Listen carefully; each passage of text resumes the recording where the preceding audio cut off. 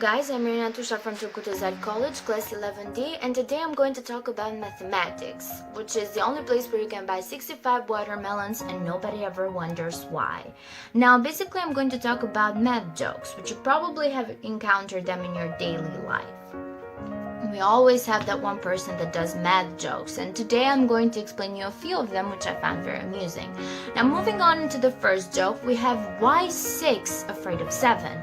That is because 7, 8, 9. Now this is very easy to explain. All you have to do is that you have to order the numbers from 1 to 9. You have 1, 2, 3, 4, 5, 6, 7, 8, 9. Now if you focus on here, we have 7, 8, 9, and in this case the word 8 is confused for another English word 8, which means to eat. Now moving on into the second one, how do you make 7 even? You just have to remove the S. This is actually also very simple to explain. All you have to do is write 7 in English, which is a language that we encounter very often. And now if we remove the S, the word 7 becomes even. No math calculations are involved. Now the third one, we have 2 cats are standing on the roof. Which one will fall off first? That is pretty simple, the one with the smaller MU. Now this is actually more complicated to explain when compared with the other ones, so bear with me. Now first of all, we need to represent the house, where we have the windows and doors, which are optional, and we have the sloped roof.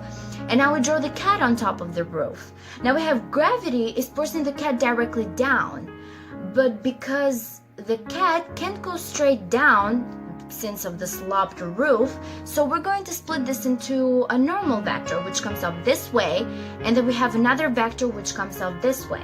Now what stops this cat from falling down the roof is friction, and friction will be a force coming back this way. Friction is proportional to how hard the cat is being pressed down into the roof, and so we have the coefficient of friction, which is the Greek letter mu, times whatever the normal force is. Now the bigger the coefficient of friction, the less likely it is for this cat to fall down. And if we have 2 cats, the one which has the smaller amount of mu, that is the one that is going to fall first. Now we have, that is the Greek letter mu, as we said before, but since we're talking about cats, cats make the sound meow.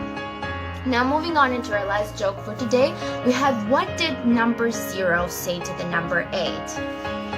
Nice belt.